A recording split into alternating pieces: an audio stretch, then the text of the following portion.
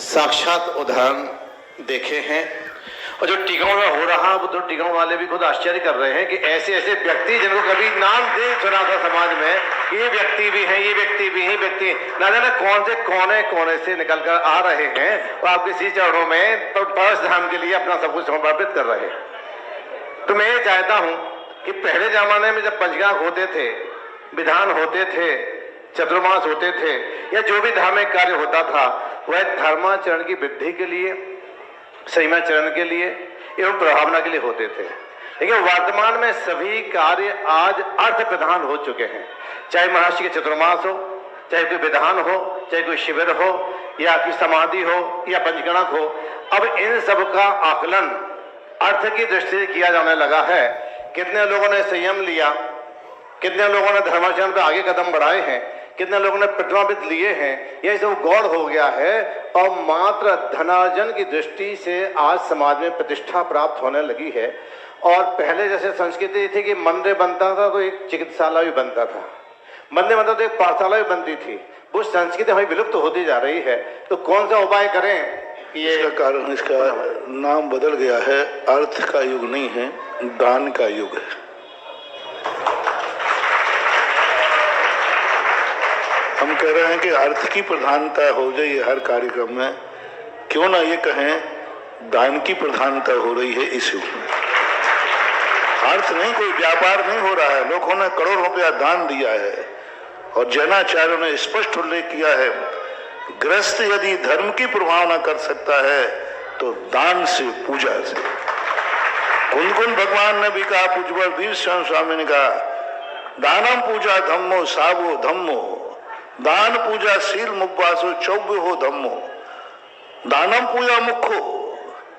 जो दान है वह गृहस्थ की प्रभावना है। ये यहाँ धंधा पानी नहीं चल रहा है जय कुमार जी, और ना ही कुछ चल रहा है। यहाँ लोग अपने पसीने की कमाई दान में दे रहे हैं। आज का योग दान की प्रभावना से हो रहा है, ना कि अर्थ की प्रभावना से हो रहा है। संयम की प्रभावना मुनि महाराज करते हैं, शास्त्रों में लिखा है।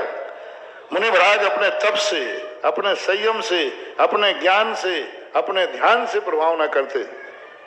पूज्यवर जिनसेन स्वामी महापुराण। और ग्रस्त करता है दान से, बड़ी बड़ी कल्पद्रुम महामंडल विधान से, जिन महिमा दर्शन सम्यक दर्शन का कारण है। कैसी जिन महिमा, भगवान का वैभव देखकर, भगवान का स्वर्णमयी समोषण देखकर, भगवान का जन्म कल्याणक देखकर, भगवान का महोत्सव वैभव देख करके सम्यक दर्शन के कारण होते हैं। मैंने तो कभी अर्थ का युग देखा नहीं। अर्थ वहां है जहां मधुशाला है, वहां अर्थ का युग आता है। पैसे में खरीदते हैं लोग, बारातें होती हैं, वहां अर्थ का फैलाव होता है। आज अर्थ जिस तरीके से पापों में खर्च हो रहा है, ये 200 साल के बाद तुम्हारे यहां मंदिर बन रहा है, एक बड़ा मंदिर। शादियां कितनी हुई और किस तरीके से पैसा बढ़ाया जाए। एक व्यक्ति ने कहा, महाराज पंचकल्याणों को में आजकल बहुत पैसा आता है। मैंने कहा मैं कम कर दूंगा। अरे महाराज जी बहुत कृपा होगी, आप कम कर दो, बस एक शर्त है, तुम एक नियम ले लो, मैं 500 रुपए में पंचकल्याण कराऊंगा, वायदा करता हूं। और एक भी दोष आ जाए उस क्रिया में तो मेरी गारंटी है, पूरी निर्दोष क्रियाएं कराऊंगा। कितने रुपए में? बस तुम 500 रुपए में शादी शुरू कर दो, मैं पंचकल्याण शुरू कर दूं। और 500 रुपए शादी में यदि कहीं कमी रह जाए, दोष आ जाए शादी में दोष, तो उसकी गारंटी मेरी है। दोष की बात कर रहा हूं।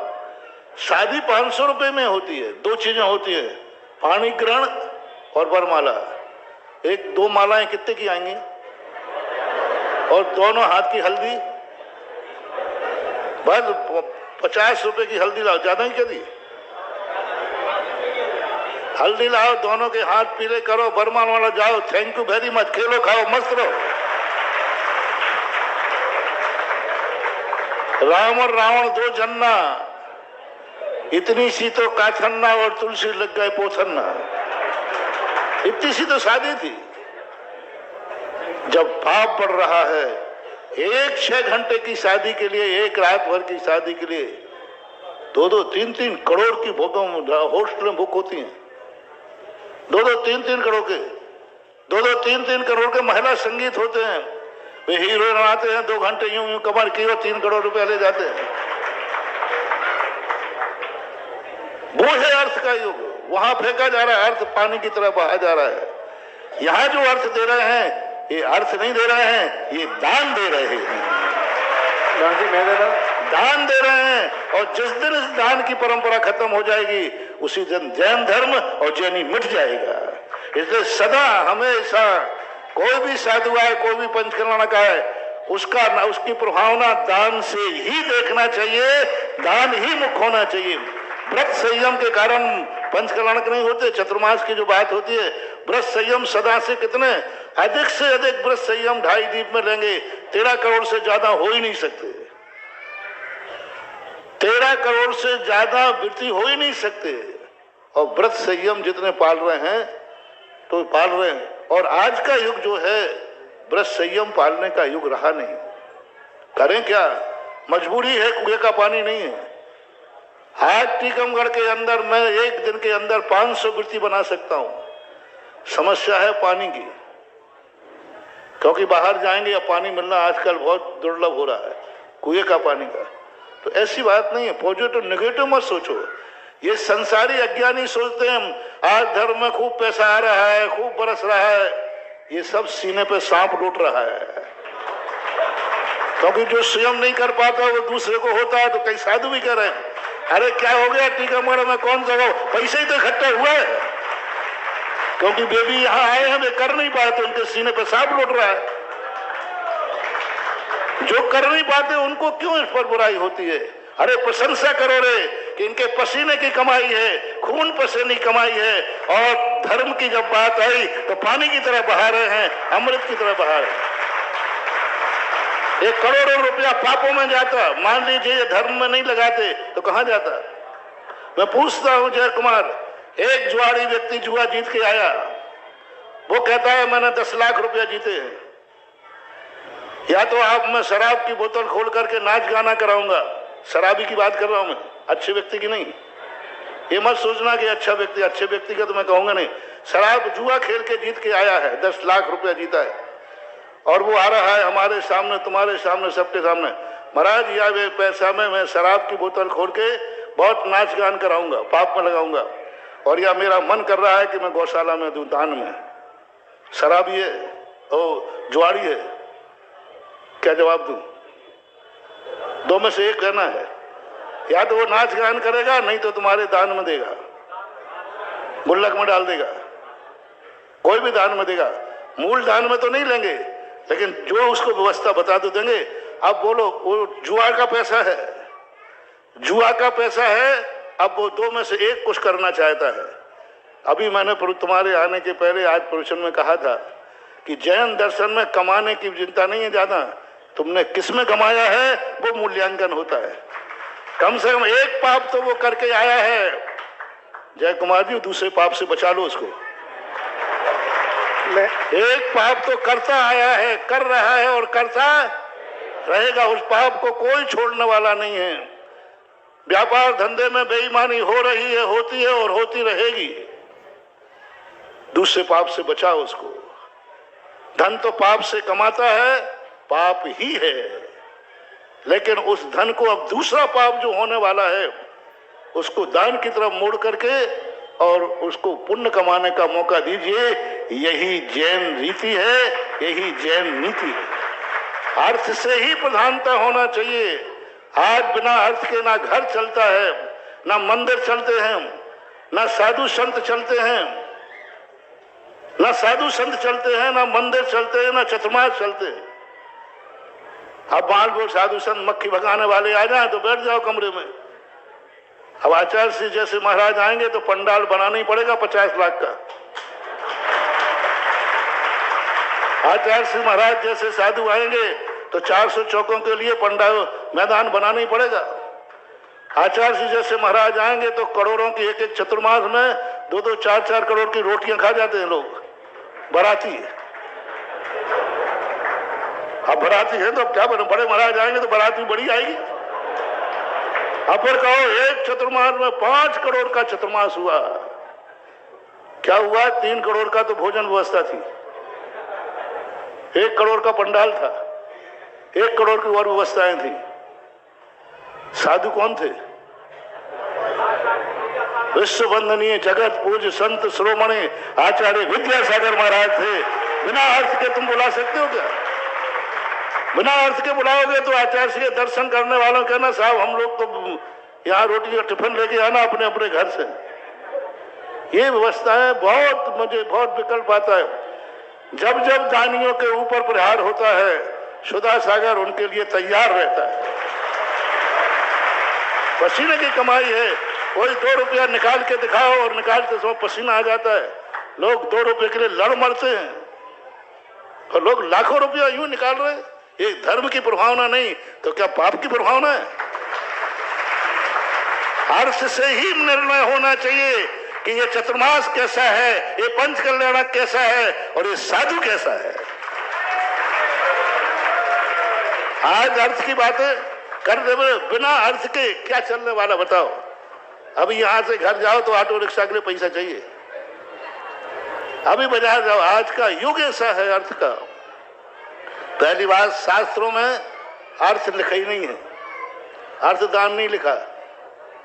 हमारे यहाँ वस्तुदान लिखा था, लेकिन वस्तुदान करें कि आज घर में मेरे चौके में लिखा है खरीदी हुई वस्तु आहार में नहीं लेना। तो हम वही चौके में जाएंगे जय कुमार जिसके यहाँ सब चीज स्वयं ने उत्पन्न की हो।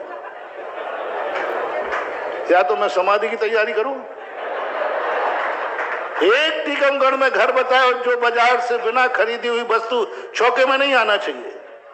लिखा है, शास्त्र में लिखा है क्रय की हुई वस्तु शास्त्र चौके में नहीं आना चाहिए। एक घर बताओ जिसमें दूध घर का मिलेगा, सब्जी, धनिया, क्या वो पत्ती नहीं जीरा मसाला बोलो, दाल चावल, एक चीज घर की नहीं है। आज का युग ऐसा है। इसलिए आनंद मनाओ और सारे जगत में कहो टीकमगढ़ ने जो प्रभावना की है भैया 1 महीने के अंदर वो अलौकिक है। अर्थ का युग नहीं है। जब हार के बाद कोई 1 करोड़ रुपया बोलता है तो ये मत समझो कि हार आज बिक रहा है। ये समझो कि हार की महिमा 1 करोड़ रुपया दान दे करके आती है। मूल्यांकन कितना किया? हमारे यहाँ क्रिया का मूल्यांकन नहीं है। मूल्यांकन है उसकी आहार की खुशी उसने 1 करोड़ रुपए से ली। वो अर्थ नहीं दिया उसने आहार दान का मूल्य बताकर अनमोल कर दिया है। जब कोई अभिषेक की बोली लेता है पहले कलश की 11 करोड़ की, भगवान के ऊपर जल ढालने से भगवान की प्रभावना नहीं होती है। जल तो सभी ढालते रहते, सभी धर्मों में ढलता है, सभी लोग ढालते हैं। लेकिन जब पहले कलश की 11 करोड़, सारा विश्व ताज्जुब कर गया कि आखिर ऐसा क्या होता है इसमें। 5 मिनट के लिए एक कलश लिया और यूं किया, कितने लग गए? और टीकमगढ़ का होता क्या था, वो कहता और थोड़े 5-6 घंटे बैठ जाते तो 1100 रुपया में मिलता है। बाहुबली बोई के दूसरे, मचान बोई के दूसरी, पानी बोई। तो बोलो एक ने 11 करोड़ में किए और एक ने 1100 रुपए में किए, दोनों में मूर्ख कौन है? वो 11 करोड़ वाला पैसा वाला है ना ज्यादा थोड़ा। अपन तो 6 घंटे बैठे रहे 1100 में करके आए।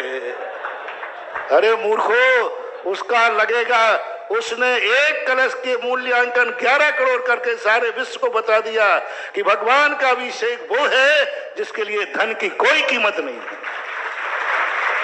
आज अभिषेक को अनमोल कर दिया उस धन ने। धन के माध्यम से सारे ये बताना चाहते हैं, जिस धन पर लोग मरते हैं, जिस धन को लोग मार डालते हैं, जैनी कहता है धर्म के सामने धन की कोई कीमत नहीं है। लो हम 40 लाख देते हैं, हम 1 करोड़ देते हैं, ये धर्म की बहुत बड़ी प्रभावना है। सदा जयवंत रहे। शिक्षा और शिक्षा क्षेत्र में खूब काम हो रहा है, बहुत काम हो रहा है। चिकित्सा क्षेत्र में पहले के लोग बीमारियां ऐसी नहीं थी। पहले एक आयुर्वेदिक खोल देते थे कमरा, हमने देख लिया सब पुराने चिकित्सालय, एक कमरे में बैठे रहते थे, वैद्य जी पुड़िया लगाते रहते, कौन से सीतोपलासी चूर्ण की, लवण भाषण चूर्ण की, प्रवाल पिष्टी की, मोती भस्म की। आज ये दवाइयां रोगों पे काम नहीं करती। आज एक अस्पताल खोलने के लिए एक डायरेक्टर चाहिए जिसकी 50 लाख रुपए महीने की फीस हो, 10 लाख रुपए, 5 लाख रुपए फीस हो। आज अस्पताल खोलने के लिए, आज आयुर्वेदिक, मैं 10 जगह आयुर्वेदिक अस्पताल खोल चुका, सब बंद हो गई, सब बंद हो गई, कोई आता ही नहीं है, वैद्य की तनख्वाहें नहीं निकलती। आज की बीमारी देखो, आज के युग देखो, और अस्पताल खुल रहे हैं, ऐसी बात नहीं है। आज भाग्योदय जैसा सागर का अस्पताल खुला, आज अभी ललितपुर में महावीर नेत्र चिकित्सालय, महावीर जैन चिकित्सालय खोला, जिन्होंने एक व्यक्ति ने करोड़ रुपया दान देकर के महावीर चिकित्सालय खोला। सब जो हो रहा है उसकी प्रशंसा करो, जो नहीं हो रहा है उसको लागू करो। ऐसा हो रहा है तो ऐसा नहीं, अस्पताल भी खुलना चाहिए और विद्यालय भी खुलना चाहिए, अनाथालय भी खुलना चाहिए, गौशाला भी खुलना चाहिए। और हमारे गुरुजी ने ये सब खोले हैं।